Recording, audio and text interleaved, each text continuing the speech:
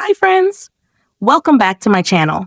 Today in this video, I'm going to show you how to enable or disable Always Show Basic Info on the Android lock screen.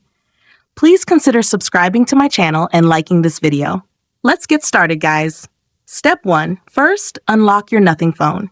Open the Settings app to find the Home Settings menu. Step 2.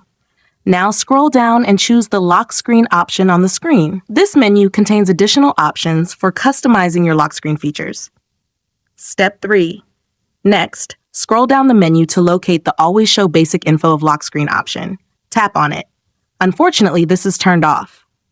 Step 4. For the last and most important step, tap on the Always Show Basic Info of Lock Screen option to turn it on instantly.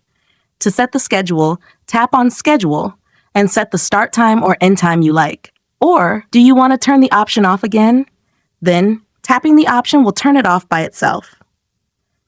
If you found this tutorial helpful, don't forget to like this video and subscribe to my channel. Thanks for watching, and see you next time.